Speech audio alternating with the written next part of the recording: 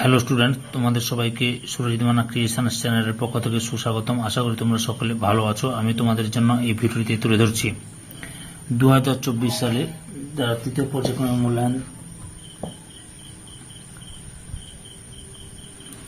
2024 সালে যারা তৃতীয় পর্যায়ক্রমিক মূল্যায়ন পরীক্ষা দেবে বা তৃতীয় পর্যায় পরীক্ষা এবং বা থার্ড সামেটিভ ইভ্যালুয়েশন বা থার্ড ইউনিট টেস্ট বা ফাইনাল পরীক্ষা দেবে, তাদের জন্য আমি ক্লাস 9-এর ভূগোলের মোট কত নম্বরের পরীক্ষা, সিলেবাস কি, তারপরে প্রশ্নের ধরন কীরকম, প্রশ্নের মান কি কত থাকবে, কীরকম থাকবে, ফুল মার্কস কত, এই সমস্ত নিয়ে ভিডিওটি তৈরি করছি। তার আগে তোমাদের কাছে অনুরোধ, তোমরা ভিডিওটি না টেনে পুরোটা দেখো। ভিডিওটি কেমন লাগলো কমেন্ট করে জানিও এবং ভিডিওটিতে লাইক দাও এবং শেয়ার করো। দেখো, পর্যায়ক্রমিক মূল্যায়ন প্রশ্ন কাঠামো নম্বর বিভাজন, মোট নম্বর তোমাদের 90, মোট নম্বর 90। আচ্ছা, কি কি সিলেবাসে কি কি আছে আগে আমি দেখিয়ে দিচ্ছি তোমাদের। দেখো কি কি বিষয়গুলো পড়তে হবে সিলেবাসের অধ্যায়গুলো। প্রাকৃতিক ভূগোলের মধ্যে থাকবে গ্রহরূপী পৃথিবী, পৃথিবীর গতিসমূহ, পৃথিবী পৃষ্ঠে কোন স্থানে অবস্থান নির্ণয়, ভূমিরূপ গঠনকারী প্রক্রিয়া ও পৃথিবীর বিভিন্ন ভূমিরূপ, আবহবিকার, মানুষ ও পরিবেশের মধ্যে দুর্যোগ ও বিপর্যয়। আর আঞ্চলিক ভূগোলের মধ্যে আছে ভারতের সম্পদ, পশ্চিমবঙ্গ, মানচিত্র ও স্কেল এবং মানচিত্র পশ্চিমবঙ্গ অর্থাৎ ম্যাপ পেন্টিং, পশ্চিমবঙ্গ থেকে ম্যাপ পেন্টিং থাকবে। এবার প্রশ্নের কাঠামো এবং মানটা দেখে নাও। বহু বিকল্প ভিত্তিক উত্তরধর্মী প্রশ্ন, বিভাগ কতে থাকবে বহু বিকল্প ভিত্তিক উত্তরধর্মী প্রশ্ন অর্থাৎ এমসিকিউ প্রশ্ন, যার প্রতিটি প্রশ্নের মান 1। বুঝতে পেরেছ? এখানে দেখো প্রাকৃতিক ভূগোলের মধ্যে কি করেছে, গ্রহরূপী পৃথিবী, পৃথিবীর গতিসমূহ, পৃথিবীপৃষ্ঠে কোন স্থানের অবস্থান নির্ণয়, ভূমিরূপ গঠনকারী প্রক্রিয়া ও পৃথিবীর বিভিন্ন ভূমিরূপ, আবহবিকার। এই এমসিকিউ প্রশ্ন এই প্রাকৃতিক ভূগোল থেকে 8 মার্কে করতে হবে, অর্থাৎ 8টি প্রশ্নের উত্তর দিতে হবে তোমাদের। মানুষ ও পরিবেশ থেকে 1টি প্রশ্নের উত্তর দিতে হবে। আঞ্চলিক ভূগোল থেকে তোমাদের 5টি প্রশ্নের উত্তর দিতে হবে। আঞ্চলিক ভূগোল কি আছে, ভারতের সম্পদ, পশ্চিমবঙ্গ, মানচিত্র ও স্কেল, এখান থেকে তোমাদের 5টি প্রশ্নের উত্তর দিতে হবে। এরপরে লক্ষ্য করো, বিভাগ ক্ষয়ে অতি সংক্ষিপ্ত উত্তরধর্মী প্রশ্ন আছে। অতি সংক্ষিপ্ত উত্তরধর্মী প্রশ্নের মধ্যে এখানে প্রশ্নের ধরনগুলো বা প্রশ্নের কাঠামোগুলো কি রকম থাকতে পারে। এখানে এক কথায় বা একটি শব্দ বা দুটি শব্দে উত্তর দাও, শূন্যস্থান পূরণ করো, শুদ্ধ অশুদ্ধ লেখো, বাম স্তম্ভ এবং ডান স্তম্ভ মিলিয়ে লেখো।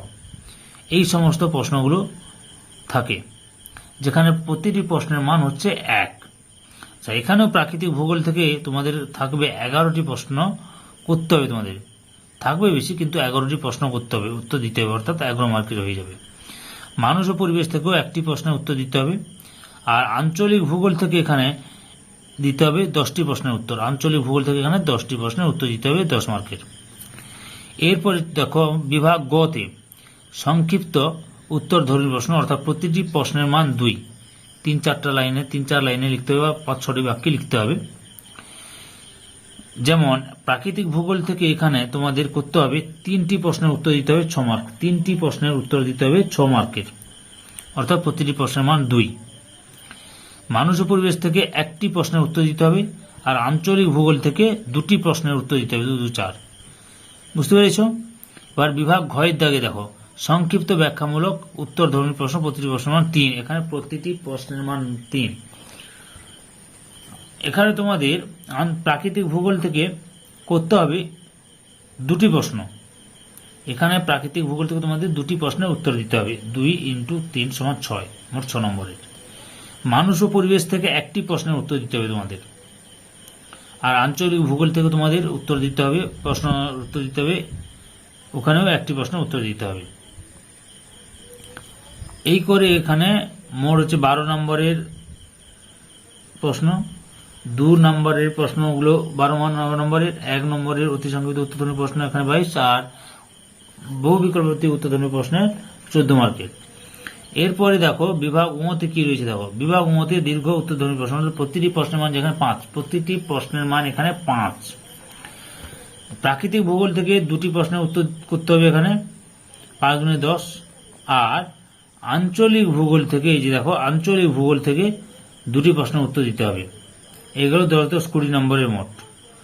আর তোমাদের মানচিত্র বা ম্যাপ পয়েন্টিং রয়েছে 10 নম্বরের, 1 × 10 = 10। মানচিত্র কোথেকে থাকবে, পশ্চিমবঙ্গের মধ্যে থাকবে। মানচিত্র বা ম্যাপ পয়েন্টিং কোথায়, পশ্চিমবঙ্গের মধ্যে। বুঝতে পেরেছ? এই গেল 10, এই 14, 22, 12, 12, 20, 10 মিলে মোট 90 নম্বরের প্রশ্ন। আচ্ছা দেখো, তোমাদের প্রাকৃতিক ভূগোল থেকে তোমাদের 41 নম্বরের প্রশ্ন থাকবে, মানুষ ও পরিবেশ এখান থেকে থাকবে 7 নম্বরের প্রশ্ন, আর আঞ্চলিক ভূগোল থেকে থাকবে 35 নম্বরের প্রশ্ন, আর ম্যাপ পয়েন্টিং অর্থাৎ মানচিত্রকরণ থেকে থাকবে 10 নম্বরের প্রশ্ন। এই করে মোট 90 নম্বরের প্রশ্ন। তাহলে তোমরা প্রশ্নের কাঠামো, প্রশ্নের ধরন, নম্বর বিন্যাস এবং সিলেবাসে কোন কোন অধ্যায়গুলি পড়তে হবে সেগুলো সম্পূর্ণ জানতে পারলে। তোমাদের কাছে এই ভিডিওটি ভালো লাগলে অবশ্যই কমেন্ট করো, আর ভিডিওটি দেখার জন্য তোমাদের সবাইকে অসংখ্য ধন্যবাদ।